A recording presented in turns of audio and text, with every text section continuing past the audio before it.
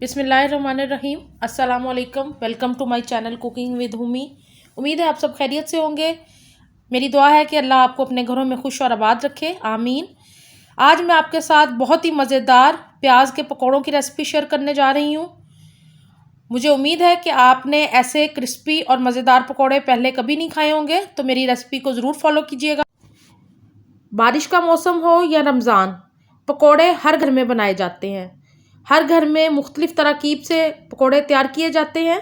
आज मैं आपके साथ अपनी प्याज के पकौड़ों की रेसिपी शेयर करने जा रही हूँ। मुझे उम्मीद है कि आप इसको बनाएंगे और इन्जॉय करेंगे, क्योंकि इतने क्रिस्पी और मज़ेदार पकौड़े आपने पहले कभी नहीं खाए होंगे। अब मैं आपको इंग्रेडिएंट बता देती हूँ कि हमें प्याज के पकौड़े बनाने के लिए किन किन चीज़ों की ज़रूरत है। सारी चीज़ें आपको घर से ही मिल जाएंगी, बाहर से कुछ लाने की ज़रूरत नहीं, क्योंकि बेसन, प्याज और मसाले तो हर घर में ही होते हैं। तो आपसे मैं अपनी रेसिपी शेयर कर रही हूँ। यहाँ पे मैंने प्याज थिन स्लाइस में कट कर ली हैं। मैं आपको दिखा देती हूँ कि कितने बारीक प्याज काटने हैं हमने। इनको मैंने हाफ़ किया था, हाफ़ करके फिर मैंने इनको इस तरह बारीक स्लाइस में कट कर लिया। ये देखें, बहुत ही बारीक स्लाइस है। इसके अलावा हमें चाहिए बेसन। यहाँ मैंने थोड़ी सी क्वांटिटी में बेसन ले लिया है। जितनी मुझे ज़रूरत होगी मैं उतना बेसन शामिल करूँगी, आपको मैं उसकी क्वांटिटी बता दूँगी। इसके अलावा स्पाइसेस में हमने नमक लेना है, आप अपने टेस्ट के मुताबिक शामिल कीजिएगा। धनिया 1 टीस्पून, साबुत धनिया 1 टीस्पून, हल्दी मैंने 1/4 टीस्पून ली है, ज़ीरा 1 टीस्पून, कुटी हुई लाल मिर्च भी 1 टीस्पून और पिसी हुई लाल मिर्च मैंने 1/2 टीस्पून ली है। इसके अलावा मैंने जो चीज़ इसके अंदर शामिल करनी है, ये हमारा सीक्रेट है। यहाँ पे मैंने 1 टेबलस्पून घी लिया है। इसको पकौड़ों में शामिल करने से पकौड़े हमारे बहुत ही क्रिस्पी और मज़े के बन जाएंगे।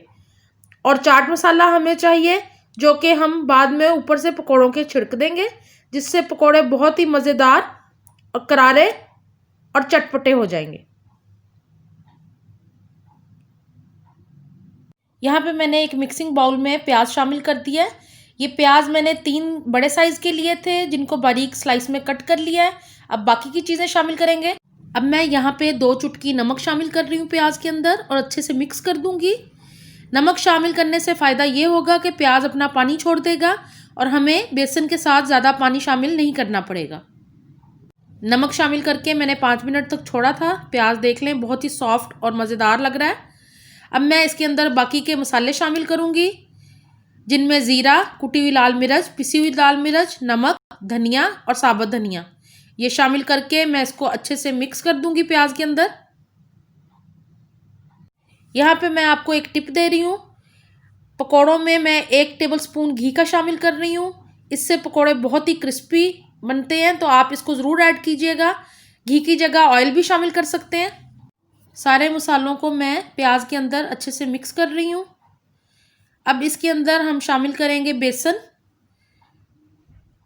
यहाँ पे मैं 5 टेबलस्पून बेसन के शामिल करूँगी, क्योंकि हमारा ये 3 बड़े साइज़ के प्याज हैं, तो 5 टेबलस्पून इसके अंदर चला जाएगा। बहुत ज़्यादा बेसन शामिल करने से पकौड़े बहुत ही सॉफ्ट हो जाते हैं, क्रिस्पी नहीं बनते।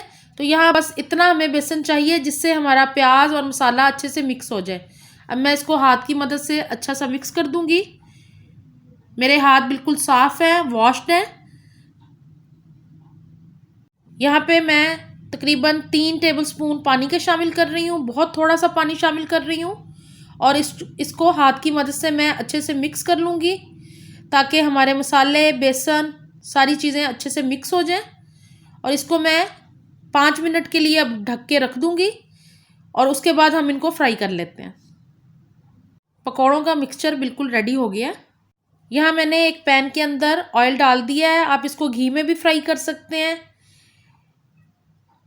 पकौड़ों का मसाला बिल्कुल तैयार है। अब मैं थोड़ा थोड़ा मसाला हाथ की मदद से लेती जाऊँगी और इसको कढ़ाई के अंदर छोड़ दूँगी, जिससे बहुत ही मज़ेदार और क्रिस्पी पकौड़े तैयार हो जाएंगे हमारे। सारे पकौड़े मैं शामिल कर दूँगी।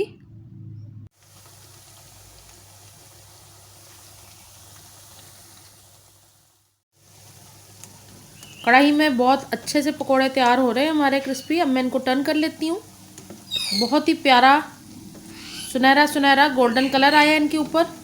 ये बहुत ही क्रिस्पी पकोड़े बनते हैं, आप इनको ज़रूर ट्राई करके देखिएगा मेरी रेसिपी के साथ। इसको मैं हल्की आंच पे फ्राई कर रही हूँ, तेज़ आंच पे फ्राई नहीं करना वरना फिर प्याज भी जल जाता है और पकोड़ों का अच्छा सा टेस्ट नहीं आता। तो मैं इनको हल्की आंच पे फ्राई कर रही हूँ।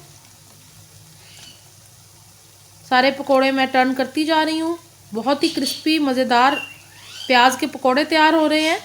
और बारिश के मौसम में पकोड़े हों और चाय तो वाह क्या बात है। मज़ेदार से पकोड़े तैयार हो गए हैं प्याज के। अब मैं इनको प्लेट में निकाल लेती हूँ।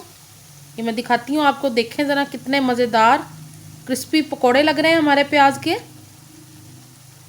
ऑयल मैं इसका ड्राई कर दूँगी, सारा ऑयल ड्रेन करके। अब मैं इसको एक प्लेट में निकाल रही हूँ। किचन पेपर मैंने लाइन कर दिया था। सारे पकोड़े मैंने निकाल लिए हैं, फ्राई हो गए हैं बहुत अच्छे से, क्रिस्पी गोल्डन फ्राई हो गए हैं पकोड़े।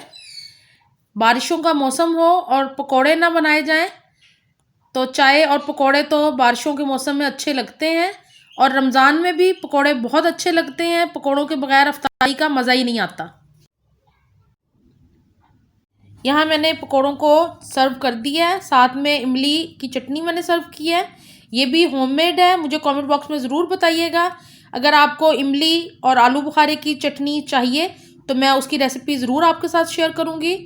थोड़ा सा चाट मसाला मैंने ऊपर से छिड़क दिया है, तकरीबन 2-3 चुटकी।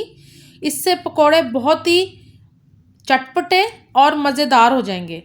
बहुत ही यमी लगते हैं ये पकोड़े। तो आप इनको ज़रूर अपने घर में मेरी रेसिपी को फॉलो करते हुए ट्राई कीजिएगा। अच्छी और आसान रेसिपीज़ के लिए नए देखने वाले मेरे चैनल को सब्सक्राइब ज़रूर कीजिएगा और बेल के आइकॉन को भी ज़रूर प्रेस करिएगा ताकि मेरी लेटेस्ट वीडियोज़ आप तक पहुंच सकें। अपना बहुत ख्याल रखिएगा। अल्लाह हाफिज़।